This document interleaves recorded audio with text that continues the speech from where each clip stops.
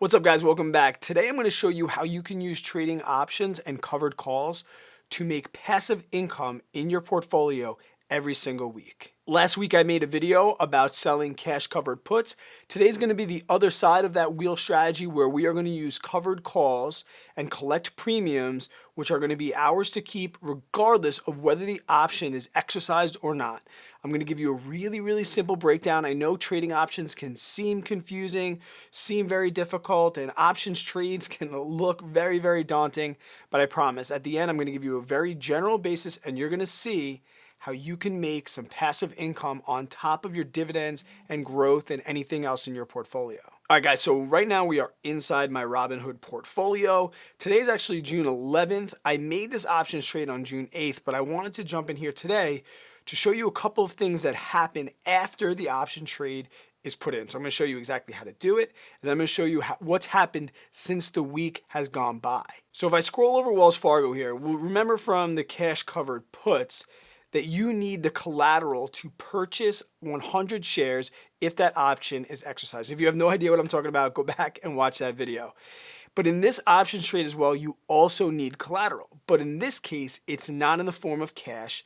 It's in the form of the actual shares that you own. So as you can see, I own 100 shares of Wells Fargo. So I'm going to use this options trade and I'm going to use those shares as the collateral for this options trade. So if I click into Wells Fargo, there's something that I want to show you over the last week.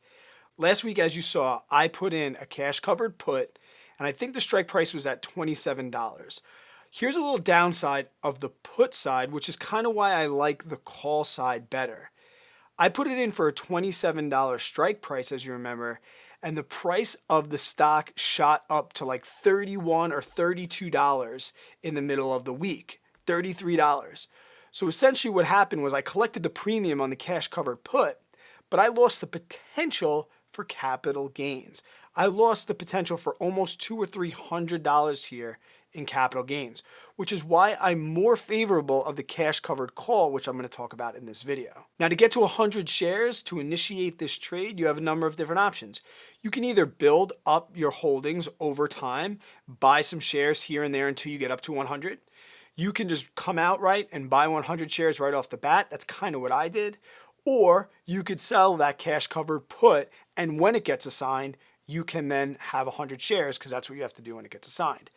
What I'm going to do right here is I'm going to go into Trade Wells Fargo Options and I'm going to show you exactly what you're going to see. So this right here is called an options trade and it's what you're going to see. And this is actually a screenshot from when I did it back on the 8th. So I can show you real time what I was looking at when I decided to make this particular trade. Some basics that you need to know. The strike price is going to be the price that the share is going to hit at expiration. So as we see in the top right here, we have something called an expiration date.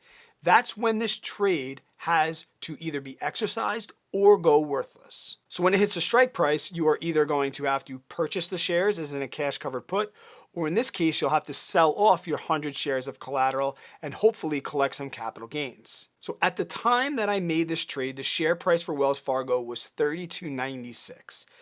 I had 100 shares of it and I could purchase one contract which is equal to 100 shares.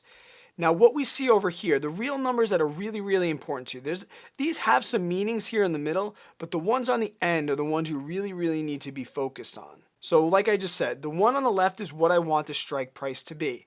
Now how did I choose that strike price? Well, we can see that the average cost that I have, my cost basis for Wells Fargo is $32.66. So if this particular trade was to get exercised, I want to make sure that I'm making money. I would not make my strike price below $32.66 because then I'd be selling off my shares for a loss.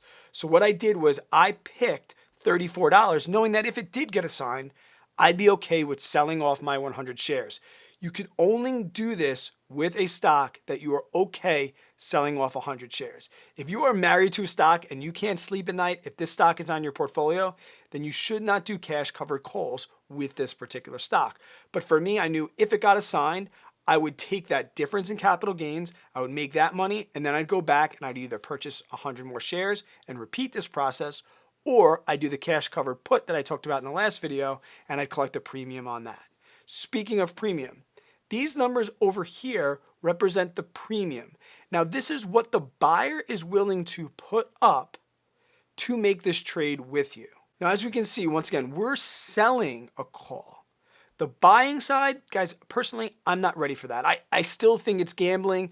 I know many people love to buy options as well, but for me, you need too many things to happen.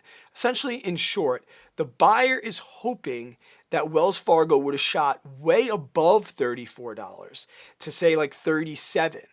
Well, then I would have had to sell them my 100 shares for 34, so they'd make $300 on that difference. And to potentially make that difference, they are willing to pay me 53 cents per share to make that happen.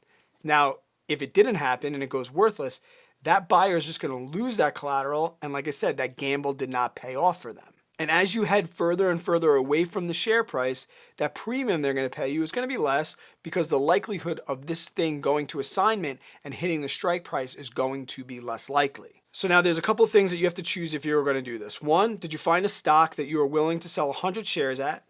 Are you going to pick a strike price that's above your cost basis? So if it does get assigned, you are still going to make money on the capital gains. And how far away from the strike price are you willing to go? I could have done it at 70 cents per share. I would have got $70. That's passive income right there. And I say it's $70 because once again, a contract is 100 shares. So this is 70 cents times 100. I would have got 70. But I was okay. It was still climbing up. It was being a little volatile. I wasn't sure what it was going to do. So I picked this option right here. I put in an order at 53 cents for a minimum credit. This is passive income, guys. Taxes ordinary income. It's $53 I get to put in my account and do whatever I wanted with it. So a short time later, guys, this was filled. Like I said, I got to keep $53. Now, here are the scenarios that could have happened throughout the week and what I'm going to show you right now as of Thursday. The share price could have went up to $34 and the buyer could have exercised that option. To be honest, they probably would have waited till $34.53 because they want to make back the premium that they had to put up to make this trade. So that's option one. The share price goes up. I have to sell off my shares to them for $34. Downside, if it does shoot up to $40, I lost the potential gains.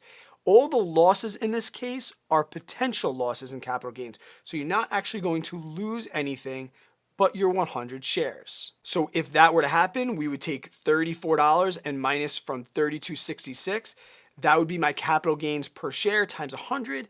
That money would be in my pocket as well as the premium of $53. Passive income. Now here's option two, which is what happened this week. The share price could not reach $34. It could stay below that strike price. Now, if it stays below that strike price until Friday the 12th when this expires, it will expire worthless. I will get my 100 shares to keep, and I also keep the premium, and then I could just repeat this process over and over again. So the buyer would lose, and I would win his or her premium, that $53. So if we look at the live Wells Fargo right now, we see that it has dove. Once again, it went up, came down just as fast to $27.16. So there's a very, very high likelihood that this is going to get worthless and then I'm going to go back to being able to do this again. Now, will I?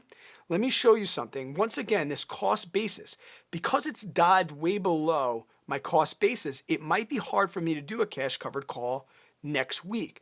Let's just say it stayed right here. Like, let's say it's Monday, it's gone worthless, I have all my shares. If I wanted to look at this right now, let's look at this. So if I were to sell a call, this is what's happening this week. So I'll put it for next Friday.